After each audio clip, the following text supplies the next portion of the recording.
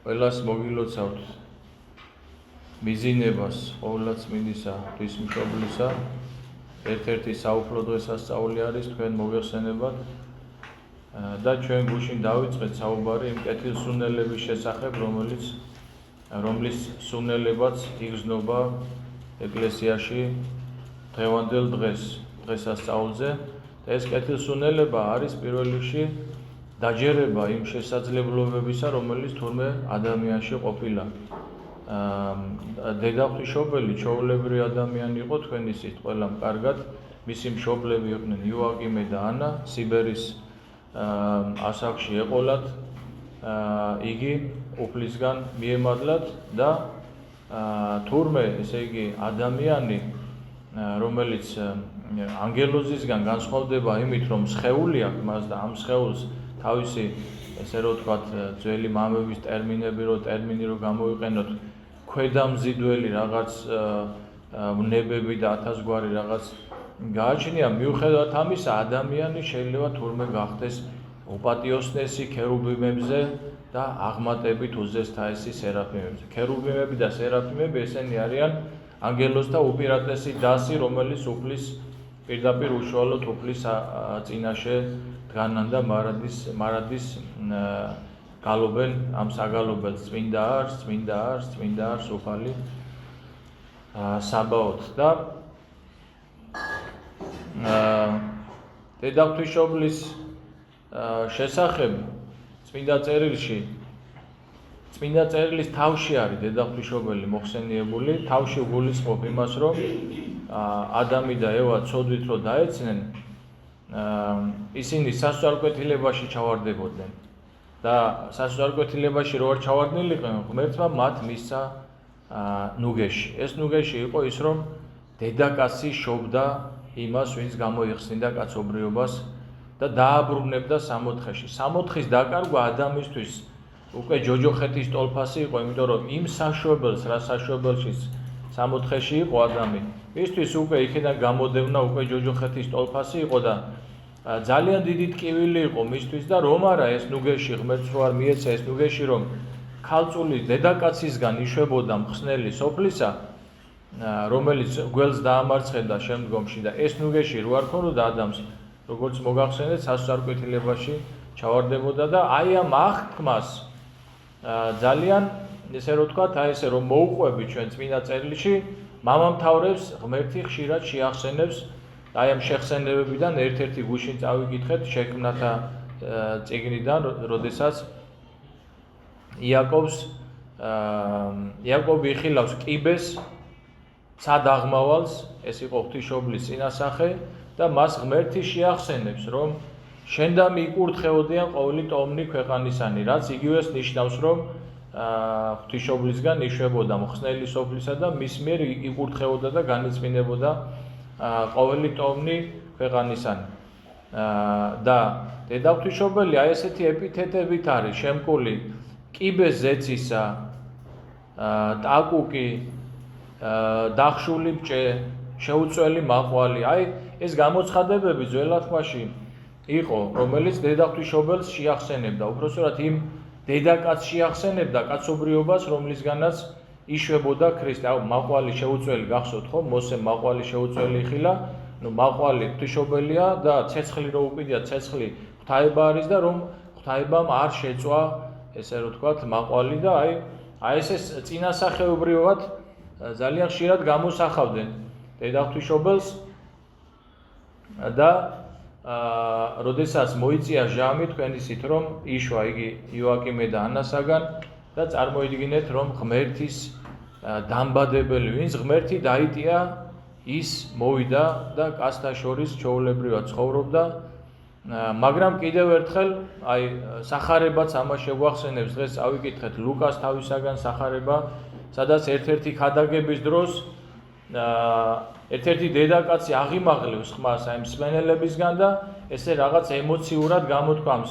ნეტარ არს მუცელი, რომელმა გიტვირთა შენ და ძუძუნი, რომელთა სწოვდი. აი ესეთ სიტყვებს ეუბნება და მას ხო არ მეუბრუნდება და ეუბნება, არამედ ნეტარ არიან, რომელთა ისმინოს სიტყვა ღვთისა და დაიმარხონ იგი. ამით შეგვახსენებ ჩვენ უფალი რომ რა თქმა უნდა ნეტარია დედაღვთისმშობელი ვინც ღმერთი დაიტია მაგრამ მაცხოვარი ამით უბრალოდ შეგვახსენებს იმას რომ დედაღვთისმშობელი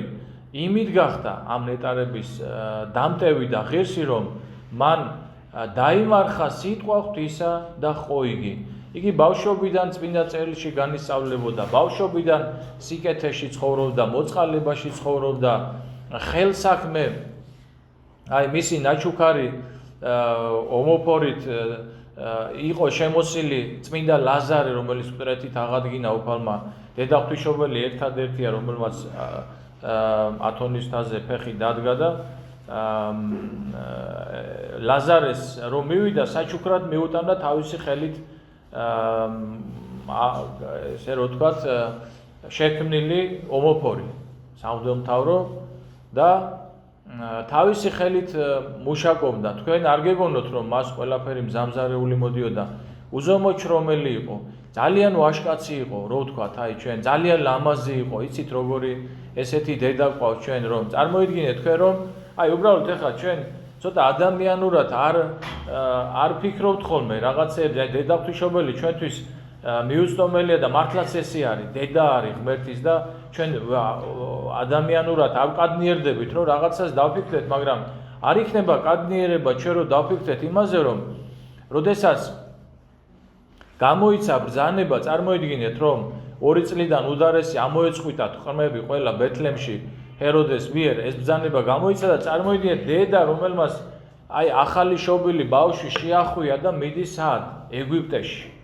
ეხლა ეგვიპტეში წასვლა დღეს არაფერი არ არის ჩაჯდები და გადაფრინდები მაგრამ მაშინ ილხელა გზა იყო ისეთი გზა იყო გასავლელი რომ ფაქტიურად სიკვდილი უნდა გაგევლო იმიტომ რომ იქ ავაზაკები იყვნენ გზაში აი ნავით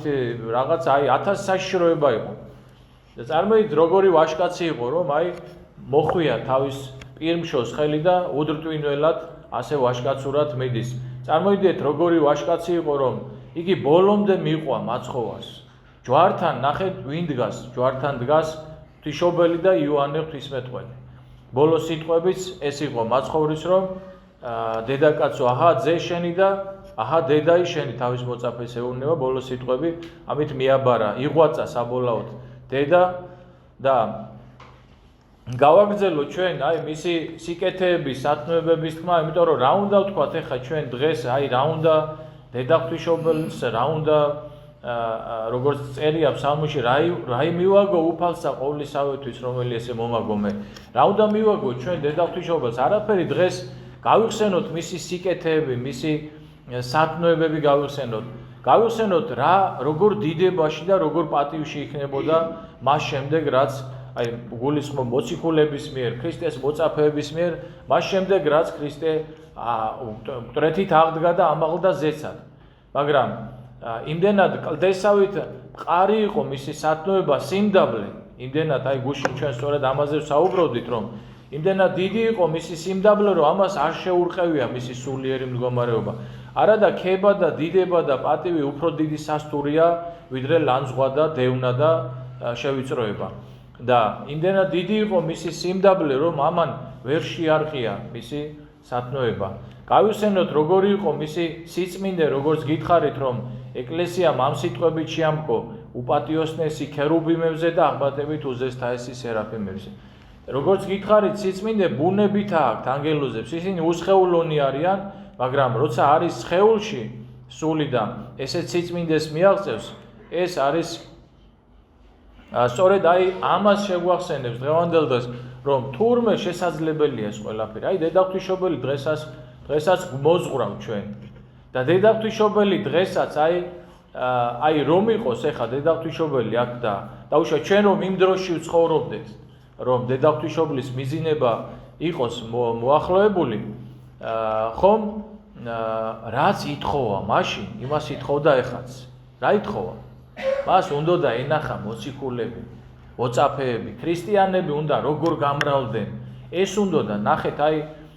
ჩვეულებრივად ცხოვრობდა მაცხოვრის ამაღლების შემდგომ სიონში ცხოვრობდა იოანე ღვთისმეტყველთან ერთად და ძალიან ხშირად მიდიოდა იმ ადგილზე სადაც უფალი გაიდან სუფალი აღდგა და ძალიან ხშირად და ევედრებოდა რომ წამიყვანეო, გამიყვანეო, ევედრებოდა და ერთ დღესაც ეუწყა მას თავარანგელოზი გაბრიელის მიერ, რომ დადგა მისი აღსასრულის ჟამი, მისი ხატზე არის გამოსახული, თქვენ ხედავთ რომ მაცხოვარი არის მოსული მთელი თავისი დიდებით, ანგელოზებით, ქერუბიმებით, სერაფიმებით და მიიქვამს ღვთისმშობლის სულს, როგორც პადაი სახოებში არის ღვთისმშობელი და ეს კიდევ ერთხელ შეგვახსენებს ჩვენ რა არის სიკვდილი. სიკვდილი არის დაბადება, როგორც ახალი დაბადებული, ისე მიიქვა მაცხოვარმა ღვთისმშობლის სული და სიკვდილი არის დაბადება მარადისობისთვის. ამას შეგვახსენებს. და როდესაც მოახლოვდა მისი, მოვიდა დადგა მისი აღსულების ჟამი, მან ისურვა, ინატრა, რომ მოციქულები და ის მაშინ გამოირჩია უფალმა თქვენ იცით 12 მოციქული და მათ თავიანთი მოწაფეები ყავდათ, იქ იყვნენ მოციქულთა მოწაფეების, პავლე მოციქულის იყო, პავლე დიონისი არეოპაგელი, სხვა კიდევ მაშინდელი მოციქულები და ესე იგი რას ისურვებდა? ეხლა თქვენ რომ ჩვენ რომ ვიკითხოთ ეხლა რას ინატრებდა დედა ღვთისმშობელი? წარმოიდგინეთ დღესაც იგივეს ინატრებდა, რომ დღეს ყველა მოსულიყო ეკლესია, შემოკრებულიყო დღეს ყველა ეკლესიაში. დღეს აქ არიან მთელი ზეციერი ძალები, ეკლესიაში არიან ისინი და ლიტურგია თქვენ მოგეხსენებათ, რომ ლიტურგია ეს არის არა მარტო უბრალოდ გახსენება ამ უდიდესი მოვლენისა, რასაც ქვია ყოვლადწმინდა ღვთისმშობლის მიზინება, არამედ ცოცხალი ჩართულობა არის, ესე იგი ჩვენ ესე რომ ვთქვათ, ჩვენ ლიტურგიულად ჩვენი სიტყვებით, ჰიმნოგრაფიული სიტყვები იყო, რომელშიც ჩვენ ჩართული ვართ, ამ სიტყვებში რა შინაარსი იყო, იცით, რომ ჩვენ ჩართული ვართ იმ გაცილებაში, რა გაცილებითაც გააცილეს დედა ღვთისმშობელი და კიდევ ერთხელ მოგვიწოდებს ეკლესია, რომ რას გეუბნებით, რომ ესე იგი დედა ეკლესია რას აჟღერებს ეხლა რა უნდა დედა ღვთისმშობელი? ყველაზე უფრო რა უნდა დედა ღვთისმშობელს და სიტყვები. მოვედი დღეს ყოველნო დღესასწაულის მოყვარენო და ყოველნო დაბადებულნო და ვადიდებდეთ კრებასა ღვთისმშობლისასა. უფალო ღალატყავის მუხლიდან არის ეს სიტყვები. ანუ მოდითო დღეს ყველამო ქრისტიანებო დღესასწაულის მოყვარენო, ღვთისმშობლის მოყვარენო, აქ მოვედითო, აქაო. რატომ? კიდევ ერთხელ გეუბნებით, რა ესე ამოვნებოდა დედა ღვთისმშობელს და კიდევ ერთხელ რომ იყოს მისი სურვილი და რო უთხრას უფალმა, რას ისურვებდი, ხო, როგორც მაშინ ისურვა და მოციქულები მასთან მოვიდნენ და მოწაფეები და გაიხარა მათი ნახვით. ზოგიერთი უკვე მკვდარი იყო და ზოგი საიდან მოვიდა, ზოგი სხვა ქალაქიდან რა ღმერთს ახლა ყოველივე ძალუც მოიყვანა ყველანი მასთან. ხო და ყველაზე მეტად ეკლესია იმით გაიხარებდა, რომ დღევანდელ დღეს ყველა მოსულიყო, ჩვენ კი გავიხარეთ, რომ მოვიდნენ ეკლესიაში, მოხვედით, მაგრამ ეკლესიაში არის უსაზღრო ადგილი. ეკლესია ადგილით არ შემოიფარგლება. სიტყვა კათოლიკე ნიშნავს საყოველთაოს, რაც ნიშნავს იმას, რომ ეკლესია ადგილით არ განისაზღვრება, ეკლესია მანძილით არ განისაზღვრება, დროით და რაღაც კიდე ქმნილებით არ განისაზღვრება და ეს გაუხარდებოდა დედა ღვთისმშობელს დღევანდელ დღეს და ასე ვილოცოთ ჩვენ და ვთხოვოთ ისევ დედა ღვთისმშობელს შევავედროთ, რომ დაგვეხმაროთ ჩვენ საქმე რაშია, იცით, უნდა ვაღიაროთ ჩვენ, რომ როდესაც უფალმა მოციქულები გააგზავნა, ესე უთხრა, იყავით ბრძენი როგორც გველი და უმანკო როგორც ტრედი. ამ უმანკოებით, ამ სიწმინით, ამ სიბრძნით 12-მა კაცმა მთელი ქვეყნიერება მოაქცია, წარმოიდგინეთ და ჩვენ უნდა ვაღიაროთ. საქმე იმაშია, რომ ჩვენ არ გვაქვს სიწმინდე, ჩვენზე ვამბობ, ჩემზე ვამბობ. ჩვენ არ გვაქვს სიწმინდე, ჩვენ არ გვაქვს სიბრძნე, ამიტომ ვერ მოვიყვანეთ. ჩვენ მაგისთვის ვარ. ღვთლის ცხოვრებას ერთი მისია აქვს, რომ წავიდეს და მოიყვანოს. როგორც მოციქულები გაგზავნოთ, წარვედით და მოიმოწაფენით. ეს არის ერთი მისია, არის ყოველი საშუალებით, წირვალოცვებით, ქადაგებით, სიბრძნით, სიწმინდით, ყველაფრით და ფაქტია რომ არ გვაქვს, იმიტომაც არ არიან, თორე დედა ღვთისმშობელი ალბათ წუხს იმის გამო, რომ ბევრი უნდა იყვნენ მოსულები და არ არიან და წუხს ალბათ მე რომ მიყურებს ალბათ აი რატომ ვერ ახერხებ, რატომ ვერ და ამიტომ შენდობას ვითხოვ დედა ღვთისმშობლისგან. როგორც ყოველი დედა თავის შვილს გვერდში უდგას ყოველთვის, ესე რომ ვთქვათ, ჯერ ერთი მაცხოვარი სანამ განკაცდებოდა და იშვებოდა და ხორცს შეისხამდა დედა ღვთისმშობლის მიერ, მანამდე დედა ღვთისმშობელი ჭეშმარიტების მქადაგებელი იყო და სიწმინდის მქადაგებელი იყო და ამიტომ ჩვენ რო დავიწყოთ ეხლა ხელის გაშვერა რომ ისინი რატომ არა მოდიან და რაღაცა სულიერი მსჯელობა ეს არის რომ ჩვენი უბადრუკების გამო ამიტომ ვერ ვართ პირნათელი დედა ღვთისმშობელთან და პატიებას ვითხოვთ იმიტომ რომ ვერ მოვიყვანეთ ადამიანები ეკლესიაში გვაკლია სიწმინდე გვაკლია სიბრძნე გვაკლია გულისხმიერება გვაკლია რავი ყველაფერი გვაკლია თუ კი რამე არის სიკეთე ხო და ამიტომ დედა ღვთისმშობელს რა უთხრათ ეხლა დღეს მე პატიება მინდავთ ხო მე პირადად თქვენი სახელითაც იმიტომ რომ რამდენ სულ საქმეს ჩავდივარ ჩვენ დღე ერთია და რამდენი უკეთურება გადაივლის გულზე გონებაზე და რა ვიცი აი ჩვენ ყოველი ჩვენი დღე როგორც სალმოში წერია დღენი ჩემნი ვითარცა დედაზარდლი ქსელი იწურთიდესო დედაზარდლი ობობა არის ჩვენი დღეები როგორც ობობა ხლართავს აი ამ ქსელს ისე ვეფლობი ჩვენ სოდვებში რა გვაქვს სათქმელი დედა ღვთისმშობელთან არაფერი გვაპატიე დედა ღვთისმშობელო რომ არ ვართ ისეთები როგორც ჩვენ გაგიხარდებოდა ეხლა აი კიდევ ერთხელ ვამბობ რომ რო კითხო ეხლა დედა ღვთისმშობელს რა გინდაო იტყოდა რომ გააბწყინდეს ქრისტიანობა ქრისტიანები უფალს არ უთქვია მოციქულებისთვის წადი და იმდენი სასწაულები მოახდინოთ რომ ყველა მოექცეს არა მასე არ უთქვია უთხრა რომ ესრე წყინებდნენ საქმენი თქვენი რათა იხილენ და ადიდებდნენ მამასა თქვენსა ზესათასა ანუ თქვენი საქმეები იყოსო ესეთიო ეტყობა არ გვაქვს ეგეთი საქმეები და ამიტომ შეგვინდოს დედა ღვთისმშობელმა შევთხოვოთ მას რომ დაგლოცოს რომ დაგვაფაროს თავისი მფარველობის კალთა რომ მოგვეცეს ის რესურსი რითაც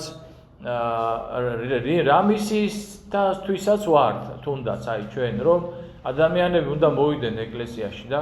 ადამიანები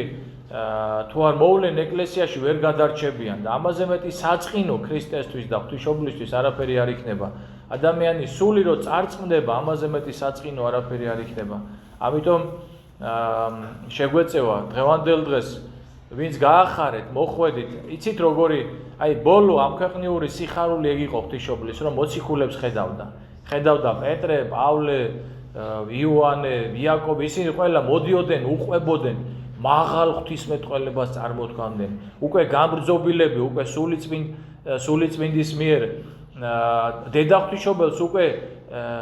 ისეთ სიტყვებით ამკობდნენ ისე ღრმა ღვთისმეტყველებით რომ აი აქ არის ნაწილი აგერ ეს ეკლესია მოვიდა ჩვენამდე ეს ყველაფერი და გახარებული იყო დედა ღვთისმშობელი უხაროდა როგორ აღორძინებულა ეკლესიაო როგორ გაძლიერებულაო და ამიტომ ეს ვითხოვოთ ჩვენ რომ ესე იგი დედა ღვთისმშობლის ლოცვითა და მეოხები და რატომ ვახსენე სიტყვა ვაშკაცი იმიტომ რომ ჩვენ ვაშკაცობა გვმართებს ქართველ ხალხს დიდი ვაშკაცობა გვმართებს ეს ვაშკაცობა მდგომარეობს იმაში რომ მართლმადიდებლობა უნდა ვისწავლოთ და უნდა ვიცხოვროთ ვისწავლოთ რას ქვია მართლმადიდებლობა ზოგიერთს გონია რაღაცა ბრტყელი სიტყვებს თუ იტყვის და რაღაცა ხორცს თუ არ შეჭამს და რძეს თუ არ დალევს მართლმადიდებლობა უნდა ისწავლო რა არის მართლმადიდებლობა მართლმადიდებლობა სულის ნაყოფები არის ეს არის სიმდაბლე მოთმინება მორჩილება სიყვარული თავი ყოველი სათნოებებისა და რომელიც ესე იგი ყველა სათნოებით შემკული იყო დედა ღვთისმშობელი ჩვენს დაგვეხმარება ამაში თავისი მხურვალი ლოცვები თავისი ძის წინაშე უფლისა ჩვენსა იესო ქრისტეს წინაშე რომელიც შეგვიწყალებს ჩვენ და მოგცემს იმ ძალებს რომ ჩვენც სათნო ვეყოთ უფალს და ჩვენც მივიღოთ ჩვენი წილი გამწყინვება რომელიც გამწყინვებაც ყოველი ადამიანისთვის გამზადებული არის უფლის სასუფეველში ამინ